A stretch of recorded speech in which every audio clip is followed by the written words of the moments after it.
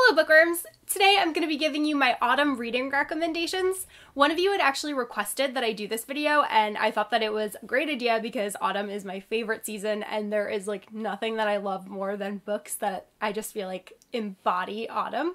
I love anything that is atmospheric, I love anything that is a little bit spooky, and I love anything that is written during the time when, you know, we have like the beautiful crisp air and the leaves are changing. Like all of that is just what I live for. So these are my autumn recommendations. So the first one on my list is actually a series, and it is obviously The Raven Cycle by Maggie Stiefvater. I feel like there is nothing more autumn-esque than this series, and I think the reason why this one works so well, especially during the autumn season, is because it takes place in a world that is so very similar to our own, but there are these paranormal undertones and this mystery. All of the boys in the story go to this wealthy prep school. That school is a big part of it, and that always gives me like autumn feels. I think the majority of people know what The Raven Cycle is about, but just in case you don't, the first book follows Blue, and she lives at home with her mother and her mother's friends who are all psychics,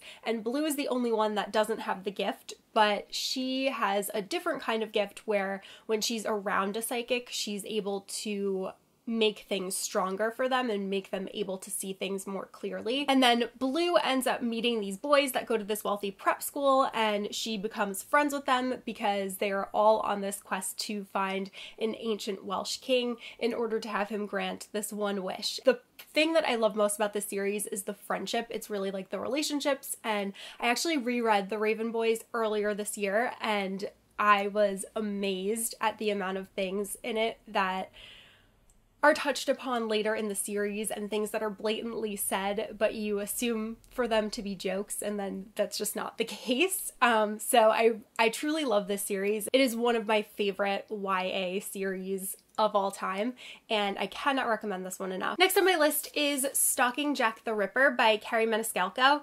I read this book last autumn and I thoroughly enjoyed it. It's a historical paranormal novel, and it's actually a series. The second book is coming out very, very soon, and I'm actually starting it today once I finish filming this video.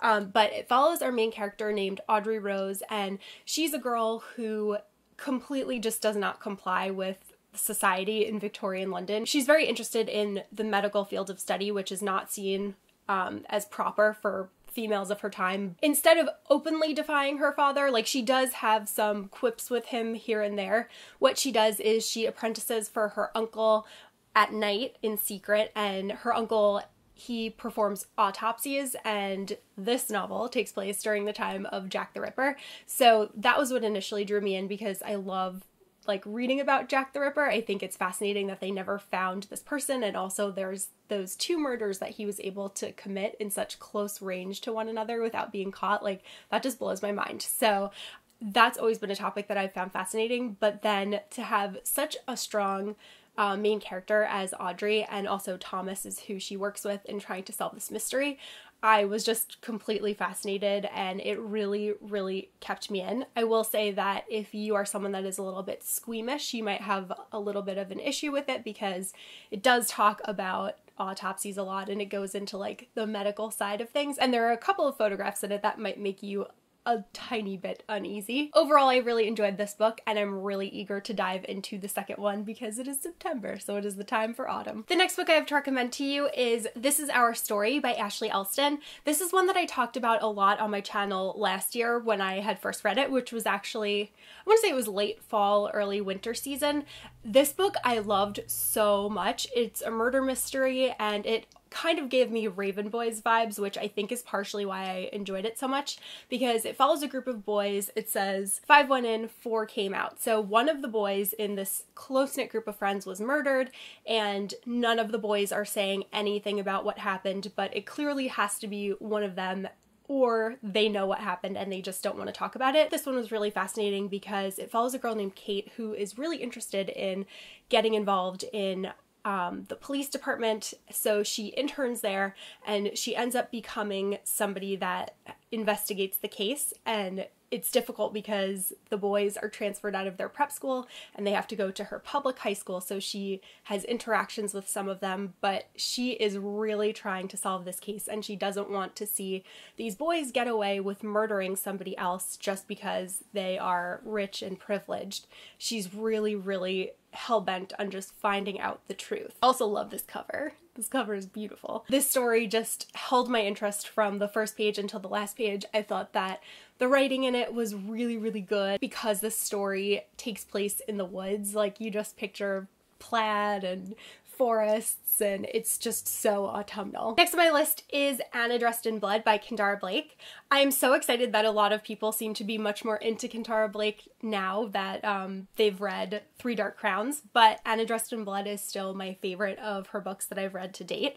I love this story. It is so much like the TV show Supernatural. It follows a guy named Kaz who is a demon hunter, and he goes to this town in order to try to find Anna, who you can see on the cover here. She's been haunting this house and there have been some murders that have happened, and he is going to try to get rid of her, but there's a much deeper story going on. He drives around in this black car, and again, it is just so much like Supernatural, and I love the two people in the town that he ends up befriending because Kaz is someone that is used to working alone, but then he kind of opens himself up and he makes these friends and he lets them help him in his pursuit of Anna. This whole story, this whole book is so spooky, and the way that Anna is described, she wears this white dress and there's just blood that is just like dripping off of it, and the way that she like glides throughout is just so beautiful. It's really creepy, it's really macabre, and it will just completely hold your interest. The next book that I want to talk about is another Maggie Stiefvater book, and it is The Scorpio Races.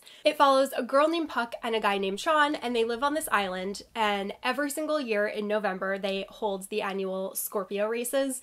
And what they do for the Scorpio Races is there are these horses that like seahorses from the water, but they're like actual horses, and they're really dangerous and really deadly, and they kill a whole bunch of humans, so it is a super dangerous race. The citizens of this town will take to trying to train one of these horses so that they can race them in the Scorpio Races and then hopefully win and end up winning a large sum of money. It's really creepy and it's really scary.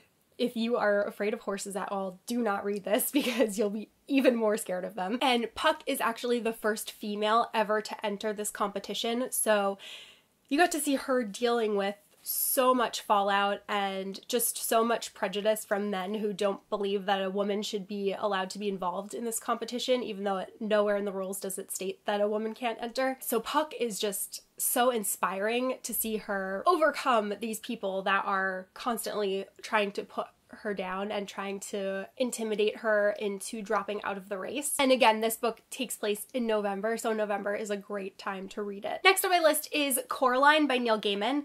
This book is a middle grade book and it's paranormal and it's so scary. This is actually one of the first Neil Gaiman books that I read, and then after reading this one I was just like, this guy is something else. So that I read the majority of his books. This one really, really stuck with me because it's kind of like the scariest version of Alice in Wonderland that you can imagine. Coraline and her family move into this new house, and Coraline is constantly wanting attention from her parents, but they're always ignoring her, they're always too busy, and she ends up finding this door and she goes through into this other world that is very similar to her own, except it's like an alt world and it's really scary. There was also an animated movie that was based on this book, but the book is like a bajillion times better, so I definitely recommend reading it instead of watching it. And fun fact, when Neil Gaiman was writing this book, he actually wanted the main character's name to be Caroline, but when he was typing, he accidentally wrote Coraline, and he was like, huh, that must have happened for a reason, so he ended up keeping her named Coraline, and I think it's such a beautiful name. My next recommendation is The Name of the Wind by Patrick Rothfuss. This is another book that is a fantasy book, and it has a really well-explained magic system, which is partially why I love it as much as I do. The main character, Quoth, is always getting himself in trouble with his mouth.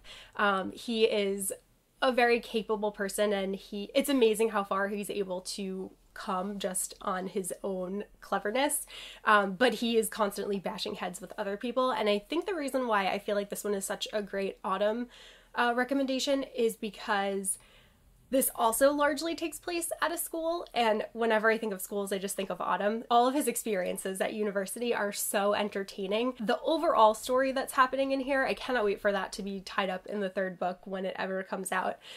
But this one is just a read that will completely suck you in, and do not be intimidated by the size, because some of the chapters are only a couple of pages long, like 1 to 3 pages long, so you'll end up reading it so much quicker than you're expecting, because you're just like, oh, that was quick, I'll read another chapter. Oh, it was quick, I'll read another chapter. And then before you know it, you're like, oh my gosh, I read like 300 pages. It really sucks you in, and it's just so good. Definitely read Name of the Wind. Next up, I have The Name of the Star by Maureen Johnson. This is another book that is based on Jack the Ripper, except it takes place in modern times. It follows a girl named Rory who is going to a boarding school in London. Again, we have the school and also the paranormal Jack the Ripper element going on.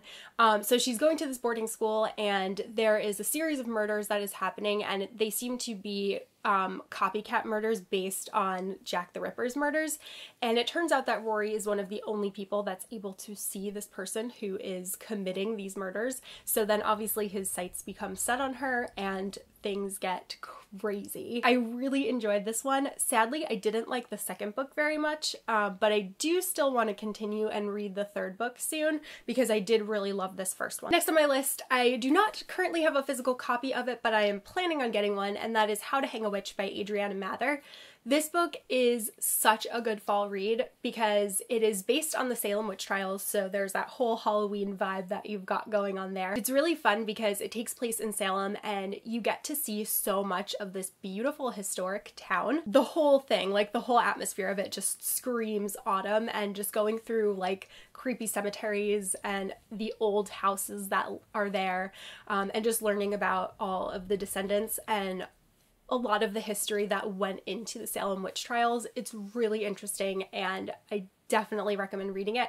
It's not like the best book ever, but it's a really fun and quick read for the fall. Next, I have another one that I recommend quite often, and that is The Archived by Victoria Schwab. Mackenzie is a keeper, and she lives in a world where nobody knows, not even her family, that this is her job. Whenever somebody dies, their spirit is cataloged in this giant library, and they're called a history, and every once in a while histories escape this library, and it is Mackenzie's job as a keeper to get them back and to guide them to go through a door so that they can be recatalogued into the proper area. The main librarian in this book is actually based on the 10th Doctor, David Tennant, and everything about this book is really spooky. It'll really creep you out if you read it. It's pretty much perfect for fall. And last is one of the ones that probably should have been first on my list, but it was way across the room and I'm lazy. And that is the entire Harry Potter series. Again, this has a school, so it is one of the ones that I just automatically think of when I think of autumn,